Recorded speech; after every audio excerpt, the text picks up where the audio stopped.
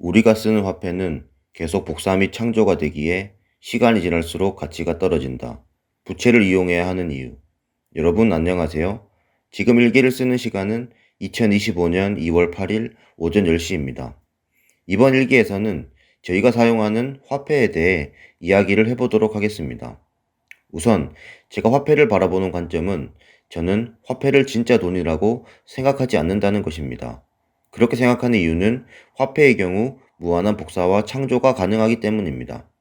예를 들어 여러분들이 사업을 한다고 가정해 보겠습니다. 그리고 여러분들께서는 3천만 원을 빌리게 되었습니다. 그럼 그 3천만 원을 만들기 위해 여러분들께서 일을 하셨나요? 은행에 방문하거나 온라인으로 대출을 신청한 것이 일이라고도 할 수 있겠지만 실제로 그 3천만 원을 가지기 위해서 일을 하시지는 않았을 것입니다. 그리고 여러분들께서 은행에 예금을 한다고 가정해 보겠습니다. 열심히 돈을 모아 은행에 5천만 원을 예금해 놓았다고 가정해 보겠습니다. 그럼 은행은 여러분이 예금한 그 5천만 원을 가지고 무엇을 할까요? 그 5천만 원을 은행에 가만히 놔둘까요? 절대 그렇지 않을 겁니다. 은행은 여러분이 예금한 그 5천만 원 중 대략 10% 정도만 은행에 남겨두고 나머지 4,500만 원 이상은 다른 사람에게 또다시 대출을 해주게 될 겁니다. 그렇게 또 4,500만 원이 돌고 돌아 은행에 온다면 그 4,500만 원 중 약 10% 정도만 남겨두고 나머지 4천만 원 이상은 또다시 다른 사람에게 대출을 해주게 될 것입니다. 그래서 제가 화폐에 대해 가지고 있는 관점은 신용 창조와 대출 등으로 인해 지속적으로 창조와 복사가 되어 공급량이 증가한다는 것입니다. 그럼 수요 공급 곡선에서도 알 수 있듯이 공급이 지속적으로 늘어나게 된다면 해당 것의 가치는 지속적으로 떨어지게 될 것입니다. 그렇다면 왜 부자들은 부채를 이용하는 것일까요? 제가 생각하는 부자들이 부채를 이용하는 가장 큰 이유는 바로 지속적으로 가치가 떨어지는 화폐를 이용해서 지속적으로 가치가 올라가는 자산을 사기 위해서라고 생각합니다.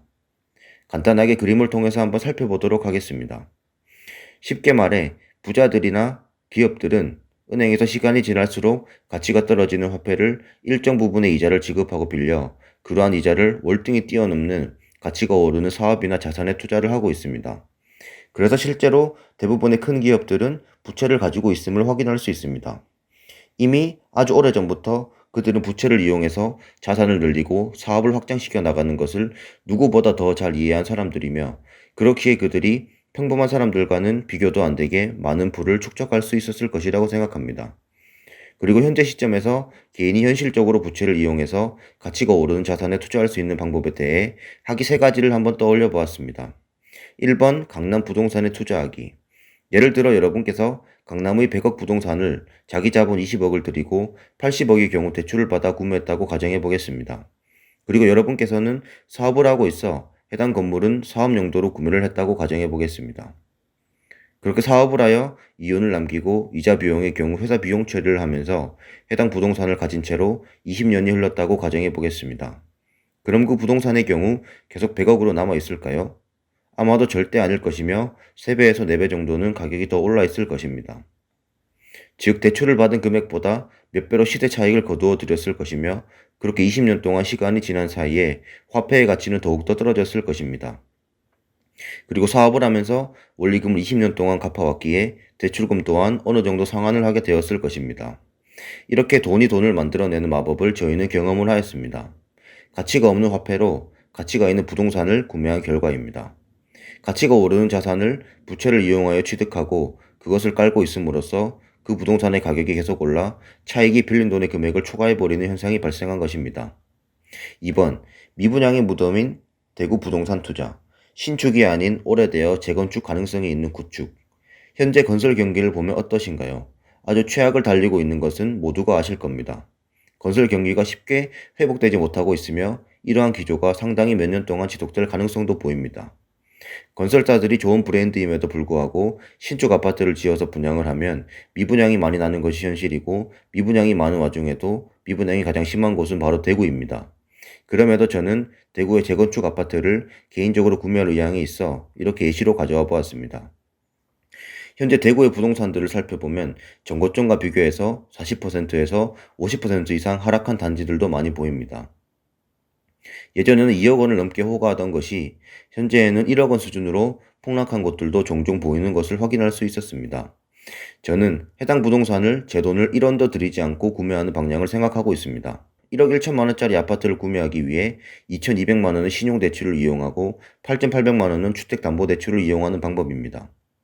해당 주택을 사서 보유해 가면서 월세를 주거나 아니면 제가 직접 살면서 원리금을 갚아 나가고 해당 주택이 재건축이 되기를 기다릴 것입니다. 그렇게 해당 주택이 재건축이 되면 새로운 아파트를 분양가보다 저렴하게 분양을 받을 수 있기 때문에 폭락한 대구 구축 부동산 중 위치가 좋은 재건축 아파트를 구매하여 그곳에 거주하면서 기다리다 보면 미래에는 신축 아파트라는 변신된 물건을 기대해 볼 수 있기 때문에 가치가 떨어지는 화폐를 가지고 미래 성장성이 많이 있는 대구의 구축 부동산에 투자하는 것을 한번 예시로 가져와 보았습니다. 그림으로 살펴보면 기존 구축 아파트를 깔고 있으면서 신축 아파트를 받게 되어 큰 자본적 이득을 취할 수 있게 됨을 확인할 수 있었습니다. 3번 비트코인에 투자하기.